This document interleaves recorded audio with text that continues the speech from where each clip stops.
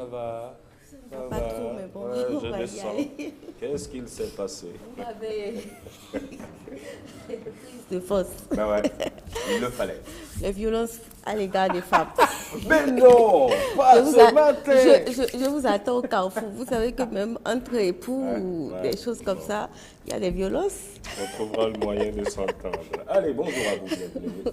Bonjour Serge, Ça va bien? ça va bien. D'accord. Alors, vous le savez, mesdames, messieurs, c'est tout un plaisir de vous retrouver les mardis pour nous occuper de votre santé, de notre bien-être. Bonjour à vous. Cette fois, nous allons nous intéresser à cette fête de fin d'année qui se déroule, j'allais dire, dans une ambiance sanitaire inédite. Comment il faut allier cette fête de fin d'année, notamment la Sainte-Sylvestre, Ouais, la Saint-Sylvestre. la Saint-Sylvestre, et les gestes barrières. Nous allons poser cette question à un médecin, le professeur Eugène Soumenou, qui nous répondra dans un reportage que j'ai réalisé pour vous.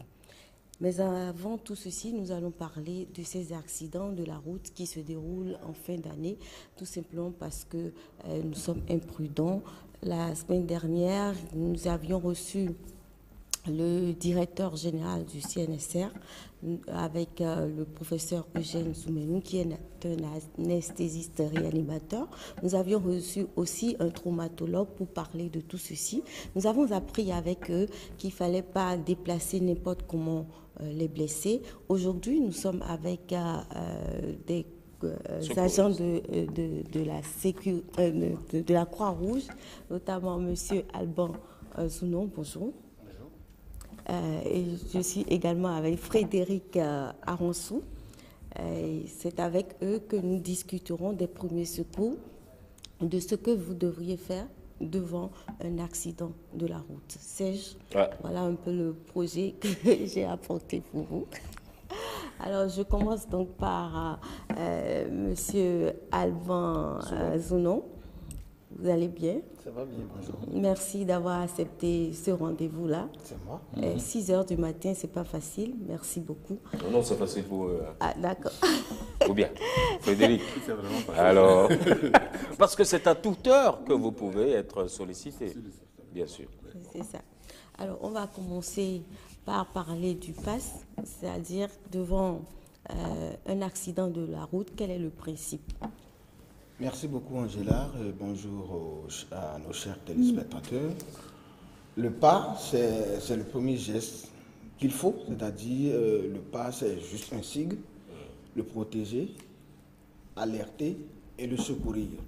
Et c'est en ce sigle-là que constitue l'intervention pour porter assistance à quelqu'un suite à un accident de circulation. Dans le protéger, on protège et les biens de la victime, on protège la victime, on protège également soi-même, soit le volontaire ou la personne qui vient pour assister quelqu'un. Et quand on parle de protéger, c'est pour éviter le suraccident. Si peut-être la moto est déjà sur la voie, balisée de gauche à droite, de part et d'autre, afin que un autre véhicule ne vienne pas. Il ne faut pas voler non plus l'engin. Hein. Exactement, c'est pourquoi je dis qu'il faut protéger les biens également de la victime. Si la victime pas a le peut-être dépouiller. a son portable, qu'on puisse le garder et ça permet aussi à la victime de se mettre en sécurité, d'être confiant et après le protéger, on fait alerter. Qui a alerté les sapeurs-pompiers, le 118, appelé le 118 et dit exactement ce qui s'est passé, où est-ce qu'on est, d'accord, pour leur permettre de venir rapidement au secours de la On n'a victime. pas l'impression que ceux-là se déplacent très vite. Hein. Ils ne se déplacent pas très vite parce que parfois, ils n'ont pas la bonne information et ils sont obligés de commencer par se chercher. Et c'est pourquoi dans l'alerte, il faut préciser. Je suis à tel endroit, au carrefour Verdocor, ou avec... Avec précision, en fait. Avec précision, avec quelqu'un accidenté qui s'est fracturé la jambe ou qui est par terre inanimé. Ouais. Et donc, après ça, porter le secours. Et le secours, je vais laisser la parole à l'instructeur Armansou pour apporter plus de précision. Et qu'est-ce que vous appelez instructeur dans votre jargon? C'est qui? Ok, par rapport au premier secours, il y a 3 niveaux. Il y a le secourisme, c'est la première étape. Vous suivez une formation, vous passez l'examen, si vous êtes reçu, vous avez le brevet national de secourisme. Quelques années après, on vous présente pour le monitorat, le formateur. Donc, c'est une série de cours aussi, mais là, il y a les cours de pédagogie. Si vous réussissez, vous devenez moniteur. Mais le plafond, c'est l'instructeur. C'est le formateur des formateurs. Vous avez l'habitude de notre plateau. Oui. L'année dernière, vous étiez là et même à la radio, vous étiez avec moi. À la radio, BB24 aussi. Voilà. Oui. D'accord. Donc, on y va avec le deuxième niveau. Le secourir. Le secourisme. Le troisième niveau. OK. Lorsqu'on parle de secourir, il y a des étapes. Avant de porter secours à quelqu'un, il faut savoir ce que la victime a. Donc, on fait un examen de la victime et par rapport au résultat, on lui porte les secours adéquats. Mais même si on n'est pas secouriste, c'est-à-dire même quand on n'a pas suivi votre formation, est-ce qu'on peut on peut secourir? Là, c'est un peu compliqué parce que c'est des gestes précis. Lorsque vous ne pouvez pas faire ces gestes-là, il faut éviter de tenter. Parce que lorsque vous tentez, vous pouvez aggraver le cas de la victime. Donc, l'essentiel déjà, c'est de protéger comme monsieur. Ça c'est l'essentiel. Voilà. Après, il faut alerter. Il faut alerter. Voilà. Et si vous avez les capacités, vous pouvez aller au niveau du secourisme. Et c'est de ça que vous allez maintenant nous parler. Okay. Parce que la dernière fois, les médecins nous ont dit, quand on ne connaît pas les types de lésions que l'accidenté a, il vaut mieux passer son chemin quand on n'est pas médecin, quand on ne s'y connaît pas. C'est de la même manière, c'est la même chose que monsieur Aronsou répétait. Oui. C'est ça. Donc on y va.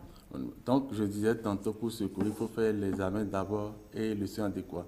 L'examen se fait en 4 étapes. Il faut voir si la victime est consciente, si elle respire, si son pouls est normal. Et après ça, palper la victime de la tête jusqu'au pied pour voir s'il y a des autres lésions. Bon, fracture, entorse, luxation, plaie ou brûlure. Consciente, on peut lui poser des questions. Oui, on peut lui poser des questions. On peut pincer ses trapèzes. On peut appuyer sur l'ongle de son pouce. Tout ça, là, ça fait mal. S'il réagit, ça veut dire qu'il est conscient. S'il ne réagit pas, ça veut dire qu'il est inconscient. Donc, systématiquement, ça doit faire mal. Oui.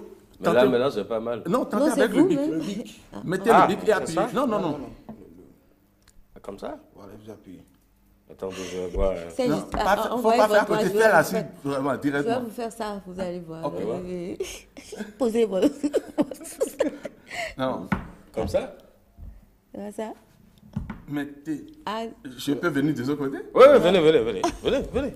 Parce que je ne sens rien. Vous avez senti tout à l'heure. Ah ouais? Ah, mais là, c'est... Attention, là. Mais comment on a fait alors?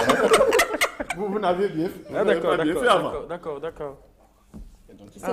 C'est pour ça d'ailleurs qu'on dit que si on ne s'y connaît pas, il vaut mieux passer son chemin. Donc on y va. On appuie bien. Voilà. Ou bien les muscles qui sont directement au cou là, on l'appuie correctement, ça fait aussi mal. D'accord. Okay, voilà quelques exemples de contrôle de la conscience. Maintenant, on contrôle la respiration. Le secouriste n'a pas un matériel, mais au moins, avec sa tête, il peut contrôler. La respiration se voit par le mouvement de la cage thoracique, s'entend par le souffle de la respiration et se sent par la chaleur. Donc, lorsque la victime est couchée, le secouriste met sa tête de telle sorte qu'il peut contrôler les 3 éléments à la fois. D'accord. OK. Maintenant, lorsqu'il ne sent aucun des 3 éléments, il conclut qu'il y a arrêt respiratoire. Mais s'il remarque et que le rythme n'est pas normal et que la respiration est perturbée, c'est juste une difficulté respiratoire. Donc, on peut être devant 2 cas. Oui. Soit la personne est consciente, soit la personne n'est pas consciente. Voilà. Et quand on a fait cette simulation-là, après, qu'est-ce qu'on peut faire? Oui, lorsque la personne n'est pas consciente, j'ai dit tout à l'heure qu'il y a des étapes. Je continue à vérifier la respiration. Mais c'est qu'à la fin du processus, je mets ma victime dans une position d'attente qui est la position latérale de sécurité. La position pour toute victime inconsciente. Maintenant, lorsque vient au niveau de la respiration, si la victime respire, je continue l'examen, je palpe le pouls pour voir si la circulation est normale, la circulation sanguine est normale. Mais lorsque la respiration est absente, je dois m'arrêter et faire le massage cardiaque essentiel, la réanimation cardio-pulmonaire. Donc, il faut réanimer la victime parce que pour une victime dont la respiration s'est arrêtée, je ne peux pas continuer un examen sur une victime comme ça. Parce que lorsqu'on dit que la respiration s'est arrêtée, ça veut dire qu'il n'y a plus échange d'air, il n'y a plus l'oxygène. Et on sait que lorsque l'oxygène manque au niveau du cerveau, 3 à 5 minutes, c'est que les cellules commencent à brûler et ça ne revient plus. Donc, il faut nécessairement attendre lorsqu'il y a arrêt respiratoire, faire la réanimation cardio-pulmonaire. Et la réanimation cardio-pulmonaire, c'est le massage cardiaque externe plus la ventilation artificielle.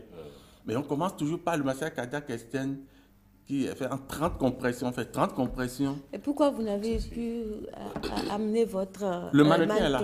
Le mannequin et pourquoi vous n'êtes pas monté sur le plateau avec? Mais allez le chercher, allez le chercher. à côté. Alban va chercher le mannequin. D'accord. Pour qu'on refasse. On va démontrer tout à l'heure. Oui, Bien sûr, il vaut c'est mieux. important. On l'avait fait l'année dernière, Oui, on voilà. va répéter. Oui, on va répéter. D'accord. Mais il y a quand même, vous permettez, hein, cher Angela, que protéger et alerter, ça n'importe qui peut le faire, c'est ça?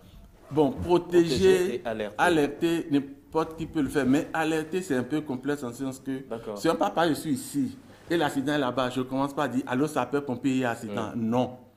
Dans l'alerte, il y a un contenu bien précis. Et c'est ça que le moniteur disait tout à l'heure. Il faut localiser le lieu d'accident. Ouais. C'est ça qui fait que Avec précision. la précision, Ouais. les sapeurs-pompiers se perdent. Il faut dire la nature de l'accident. Est-ce que c'est des véhicules qui se sont cognés? Est-ce que c'est un piéton, un véhicule, tout ça là? Le nombre de victimes. Parce que lorsqu'il y a 3-4 victimes et vous ne précisez pas, les sapeurs-pompiers viennent avec un seul véhicule. Ça veut dire qu'ils vont faire plusieurs tours. Oui, mais ça, comme le dit Serge, tout le monde peut faire à condition d'être sur le lieu de l'accident. Oui, pas tout le monde. Et C'est parce de- qu'il faut aller vers le lieu d'accident pour faire alerte. Ils restent de loin. Dès qu'on entend bon, on dit « Ah, sapeur-pompier, accident, venez ». Bon, heureusement, eux aussi posent des questions de précision avant de venir sur le terrain. Donc, n'importe qui peut alerter, mais avec un contenu bien précis. D'accord. C'est important.